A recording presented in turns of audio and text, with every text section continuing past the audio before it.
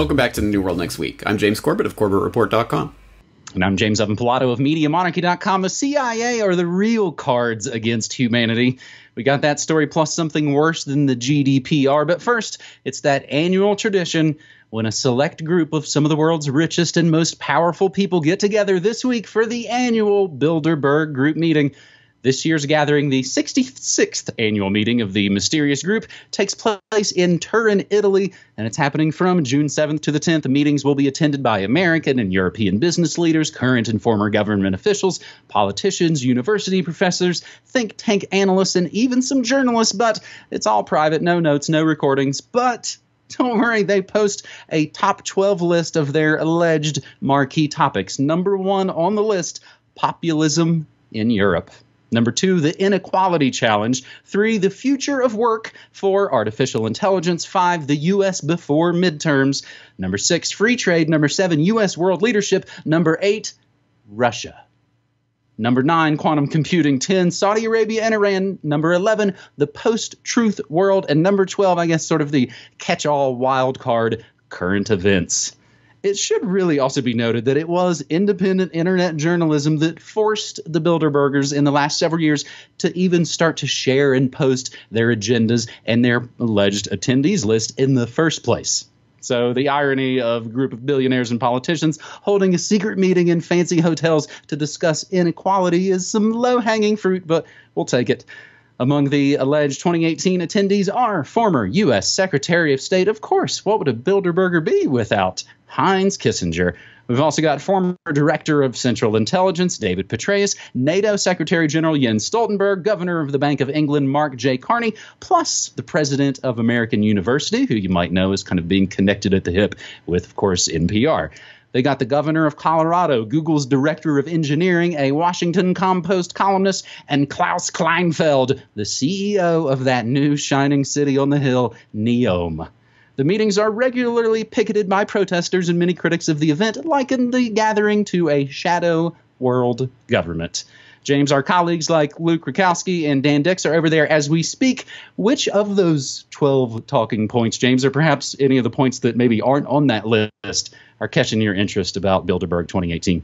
Yeah, well, I, like you, would like to know what the real agenda is, because, as you say, alleged agenda, alleged attendees, this is just what they put out to the public. Who knows? I mean, who knows? And even if this is the actual agenda list, it's, as you point out, so completely vague. Russia, populism, current events. I mean, who knows? Who knows, right? But the one that did stick out to me was the post-truth world, which is an interesting, of course, we've all heard this phrase coming up recently. And I don't even know why, but for whatever reason, I was just looking into that and looking at one of the attendees, Honora O'Neill, who is a Northern Irish philosopher and talks about the post-truth world and all of this. And there's an interesting write-up on irishtimes.com from last year talking about this issue and some of the things surrounding it, which shows that she makes some, I think, valid points about the topic. For example, she says, I take it seriously, the faking that's going on in the media and things. I take it seriously, not this sort of modish vocabulary that we're living in a post-truth society or that everything is fake news, but that it's extremely hard to distinguish between genuine and fraudulent claims. And she says people can learn to make better judgments, but before trusting any putative expert, you should look for things like honesty, reliability, and competence. Yeah, okay, I mean, yeah, and broken clocks are right twice a day, I guess. But then she goes on to say that we should stop looking to crude performance indicators like transparency. Transparency doesn't do what people fantasize that it does. And now she's going to Bilderberg. So there you go. I mean, we don't need no stinking transparency. Let's be as secretive as possible. So I don't know. There's just, I mean, that's kind of interesting to me. But as you say, alleged attendees, alleged agenda, we don't really know. And unfortunately, as we've pointed out, I think in the last few years, there isn't as much intel coming out of these meetings as there used to be back in the Jim Tucker kind of era, where, there seemed to be more valuable intel and predictions, and here's what they're talking about, here's what they're planning. Now, I haven't heard anything in years that actually gives any sort of concrete, definite sense of what's really coming down the line, and so it may be becoming less valuable to us as some sort of predictor for world events. Well, and again, as we noted, they've only started sharing this information as they've pretty much been needled and poked over these last several years by independent jerks like us on the internet, James. As you and I were prepping this to roll tape, we basically discovered that they've gone back on the Bilderberg archives and actually shared their topics list from every year going back. As it was the founding in 56? 54, yeah. 54. So it's all posted up there, James. And again, so they've actually kind of backtracked and filled in some of the info, and we will include the links to some of that info, as we always include everything we say and play in the show notes. But yeah, I was kind of wondering, there's vague categories. They almost sound like Jeopardy categories. I'll take current events for 200, Alex. This is New World Next Week, episode 342 for June 7th, 2018. And our second story this week comes after GDPR Day, when the General Data Protection Rules kicked in about a week or so ago.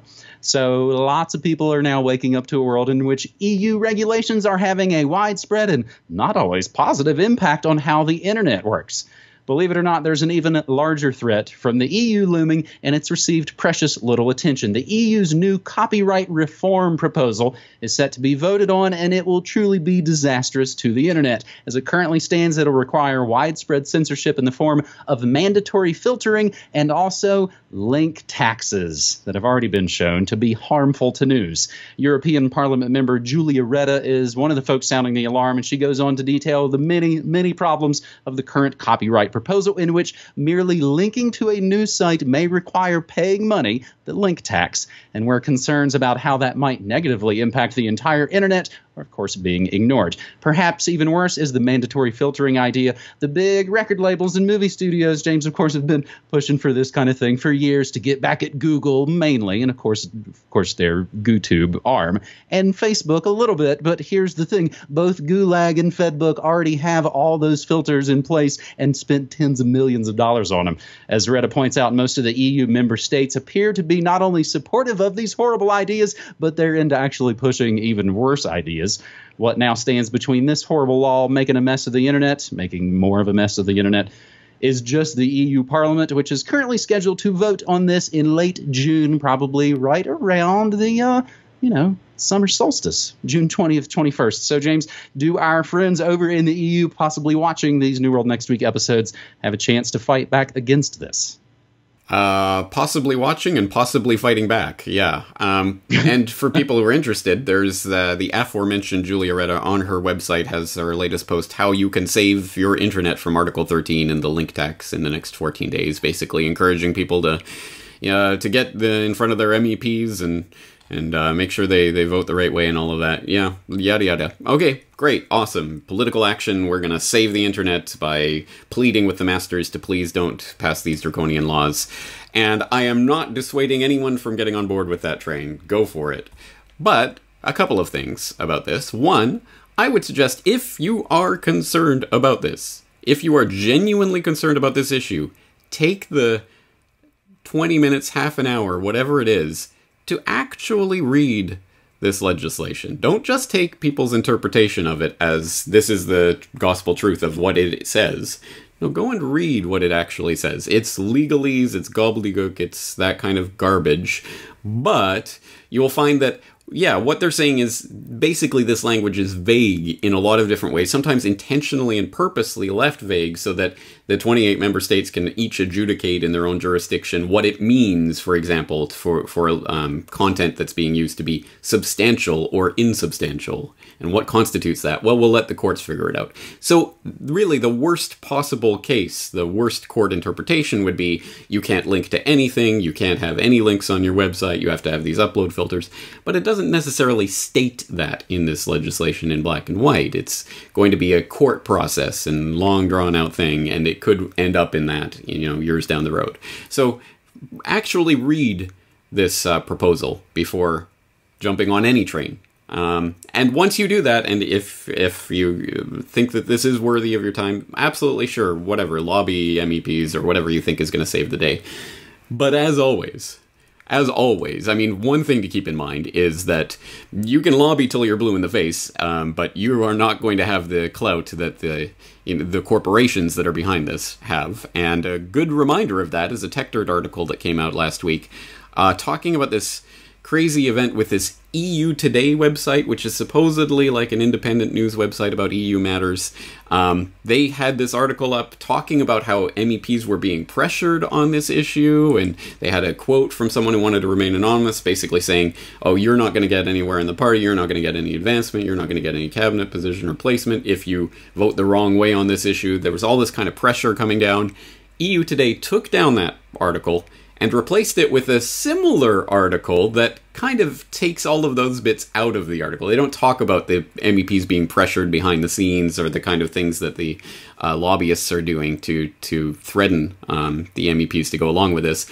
So, I mean, as always, the political process is being engineered from behind the scenes, and even the people reporting on it are being censored or self-censoring or whatever the hell's happening at places like EU Today. So, you know, again, good luck playing the political game, and maybe cross your fingers you'll win this time. But will you win next time? Or the time after that? Or the time after that? Or the time after that? Remember SOPA? Remember CISPA? Remember the 18,000 times we've already fought this battle? And it's going to happen again and again and again and again and again and again till the corporations get what they want. That's the game. It's a game of attrition. They're going to wear you down. So what is the long-term solution to these matters? Not the, let's fight it on this piece of legislation, let's go lobby our members of parliament, let's hope they vote the right way on this thing, oh, we won this one, yay, oh, we lost that one, oh, too bad. What is the way out of that? And the only way out of that is to start growing around the system of control, to be using decentralized technologies, to be furthering the possibilities that have been opened up by torrenting and these types of things into IPFS and these kinds of decentralized internet ideas, made safe and things like that, where there's just nothing that they can do to control what's going on in that system. That's the only way that we can get ultimately solve these problems. Now, I'm not even sure that these technologies are going to develop to fruition, but that's it. I mean, that's the alternative. Not lobbying your masters to, oh, please don't throw us into the pit this time. Oh, good, we didn't get thrown into the pit this time. Let's all do this again in another year or two. I'm just getting sick of seeing the same stuff over and over and over and over, and people are just going to continue, I guess, voting their way to freedom. No. Well, they're going to get ready to vote harder because they're probably going to try and push another Brexit vote. It looks like, again, just sort of going with they'll keep pushing it until, Ireland votes the way that the EU would like them to vote. So James will include those links. Actually, I'm going to read about that EU Today article from our show notes. We'll also include Tech Dirt actually interviews MEP Julia Retta on their podcast talking about Article 13. So we've got vague meetings and we've got vague laws, apparently. Let's get very specific now on our final segment on this New World Next Week episode, and we'll keep playing the games. The game of attrition, indeed. During South by Southwest 2017, the CIA revealed that they design elaborate tabletop games to train and test its employees and analysts. After receiving a Freedom of Information Act request, the CIA sent out censored information on 3 different games it uses with trainees, and thanks to Diegetic Games, an adapted version of one of them will soon be available to the public. CIA Collect It All is based off a card game described in the documents as Collection Deck, which was designed by CIA senior collection analyst David Klopper. Its playstyle is roughly based on Magic the Gathering and demonstrates how different intel tactics can be used to address political, economic, and military crises, and how the system often manages to screw it all up. Developed by the aforementioned Tech Dirt and Diegetic Games, CIA Collect It All fills in the redacted portions of the game documentation with original content. While the developers plan to tweak the game and add new rule sets before release, they showed The Verge an exclusive printable prototype of the changes they've made since that 2 South by Southwests ago. After playing the game, The Verge found it to be a fascinating look at the way the CIA trains its agents, even though it sometimes fell short of the total entertainment forever other rapid-fire games can offer. James, they unsurprisingly crushed their Kickstarter goal by $100,000 or so. And honestly, I'd love it if somebody would buy a deck for the old Media Monarchy at the low price of $29, shipping this November. So, James, do you think maybe the CIA Collect It All game has more or less predictive programming than the classic Illuminati card game? Interesting question. Well, I'm not sure predictive programming would be the right term for this, because these are the people who are going to actually bring into being whatever it is they're doing. Maybe it's more like self-fulfilling prophecies of some sort. But anyway, it is... Yeah, I mean, people should go and look at the actual documents that they released on this, to look at the actual cards in this, that the CIA came up with. And if there's any solace in that, it's that at least they don't have any graphic designers or any... I mean, it's not an exciting game kind of thing. It's just, just bare bones writing and information. But at any rate, it's an interesting phenomenon, isn't it? That, I mean, talk about game theory. This is taking it to a whole different level. But it just goes to show that people respond, can learn new concepts better when it's put into gamification, or when there are these types of different ways of approaching it. And that's even true if you're a CIA officer.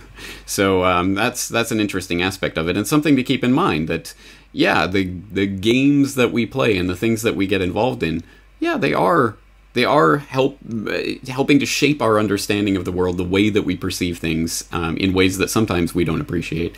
Anyway, the CIA certainly takes account of that, and you can look at the cards yourself. Again, it's pretty crazy stuff, but can we really be surprised this is going on behind the scenes?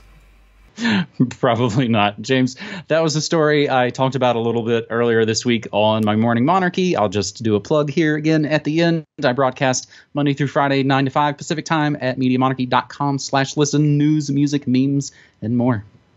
Awesome. Well, we'll leave it there for this week. Looking forward to next week. James, thanks for joining us. All right, buddy. Thanks. Take care.